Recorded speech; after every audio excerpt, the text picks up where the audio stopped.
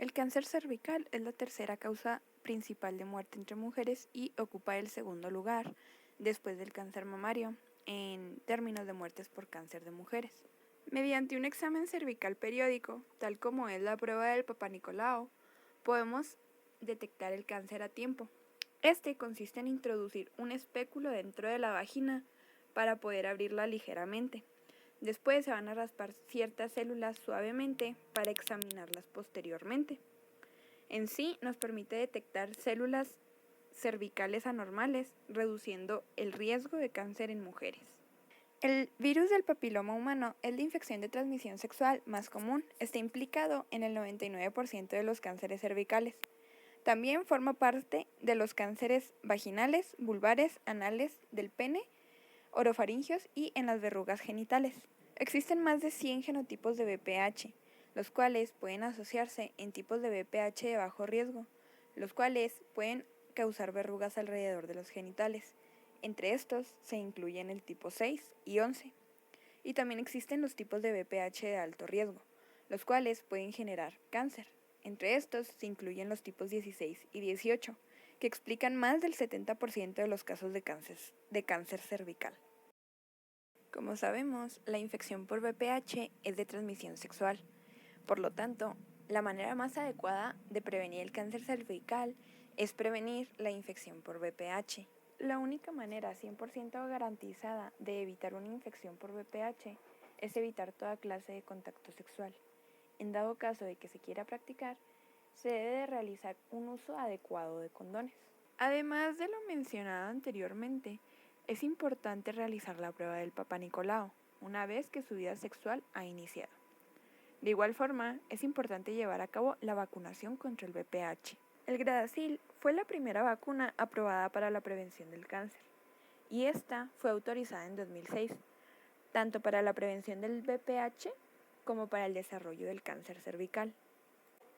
Su formulación va dirigida hacia el VPH de tipo 6, 11, 16 y 18. En 2006 se recomendó la vacunación sistémica contra el VPH para niñas de 11 a 12 años. En el caso de las mujeres que nunca habían recibido la vacuna, se recomendó un tipo de inmunización de puesta al día. Para esta época, el comité todavía no había recomendado la inmunización en varones. Sin embargo, en 2011 fue cuando se agregó a los niños de entre 11 a 13 años de edad a la lista de recomendaciones para la vacunación sistémica contra VPH. A pesar de que en la actualidad se tiene disponibilidad a una vacuna que es segura, gratuita y eficaz contra el VPH, las tasas de inmunización en jóvenes aún siguen siendo bajas. Los factores sociales y otros factores éticos pueden influir mucho en estos casos, al igual que la información errónea. En estudios basados en Estados Unidos sobre los factores que afectan la vacunación de los jóvenes, se pone de relieve la actitud de la madre.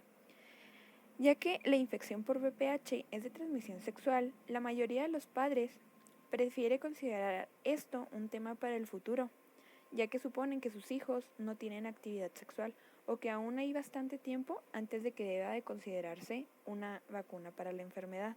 En estudios realizados en estudiantes de segunda enseñanza en Estados Unidos, se identificó que el 47% de estos habían tenido coito y más del 6% de este 47% lo había realizado antes de los 13 años.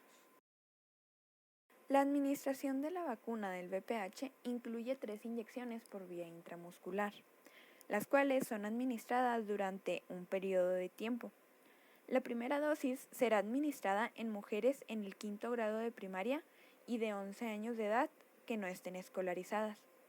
La segunda dosis será aplicada 6 meses después de la primera, y la tercera dosis se aplica 60 meses después de la primera dosis. Todo esto es más eficaz cuando se completa antes de la exposición al virus. Además, las recomendaciones del médico también pueden influir sobre la tasa de vacunación contra el VPH, ya que la mayor parte de las mujeres que se encuentran inmunizadas es porque han recibido una recomendación del personal médico, a comparación de aquellas que no han podido recibirla. RNA de interferencia, biogénesis, mecanismos moleculares y sus aplicaciones en cáncer cervical. El mecanismo de RNA de interferencia, cuya abreviatura es RNAi, es un proceso natural por el cual las células de eucariontes silencian la expresión de genes a través de la generación de RNA pequeños de interferencia, cuya abreviatura es siRNA, de secuencia complementaria con el RNA mensajero. En este proceso, los siRNA de 21 a 25 nucleótidos de longitud, conocidos como microRNA, se asocian con el complejo de silenciamiento inducido por RNAi, el cual señaliza y degrada los RNA mensajeros complementarios por rompimiento endonucleolítico o bien reprimen la traducción del transcrito. La infección persistente por el virus del papiloma humano es el principal agente etiológico asociado al desarrollo del cáncer cervical, y los oncogenes E6 y E7 del virus del papiloma humano, que están involucrados en la transformación e inmortalización celular, representan blancos estratégicos para silenciar su expresión por medio del siRNA.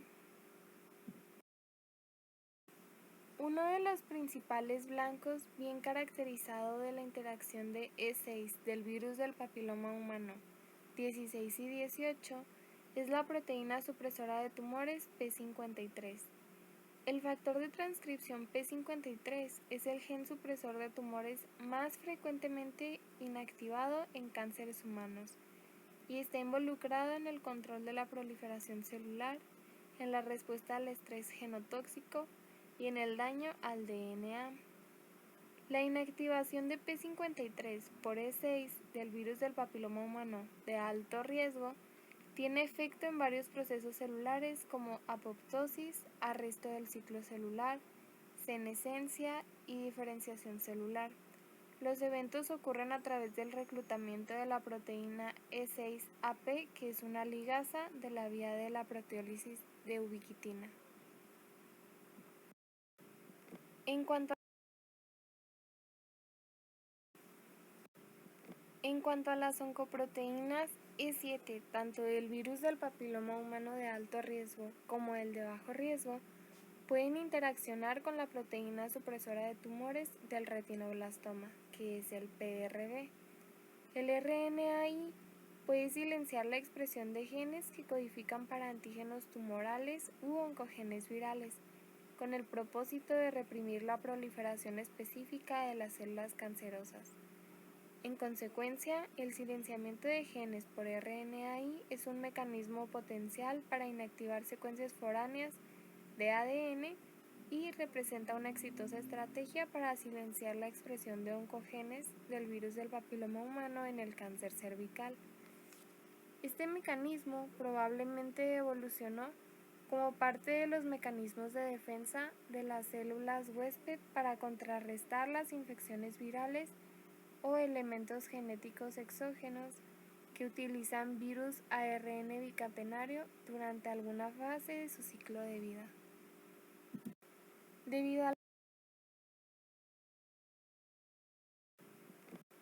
Debido a las características de interacción secuencia específica de los RNA de interferencia pequeños con los RNA mensajeros blanco, sí es factible que la tecnología RNA de interferencia pueda ser usada en el desarrollo y aplicación de estrategias terapéuticas. El efecto de silenciamiento tiene como fundamento el hecho de que las aplicaciones de siRNA exógenos solo silencia genes específicos y no tiene efectos colaterales por una deficiente complementariedad de bases nucleotídicas con otros genes, por unión a proteínas o por interacción con los ácidos nucleicos. En particular, para el caso del cáncer cervical, muchos estudios se han realizado y se han descrito notables éxitos en la introducción de la muerte de las células cancerosas en cultivo por la administración del siRNA específicos para los oncogenes E6 y E7 para el virus del papiloma humano 16 y 18. Sin embargo, pocos protocolos están complementados con modelos tumorales animales en los cuales se demuestre esta erradicación. lo cual representa una condición necesaria de evaluación in vivo antes de usar la tecnología RNA de interferencia en estudios clínicos humanos. El reto es desarrollar estrategias más eficientes para aplicar esta tecnología en los protocolos clínicos humanos.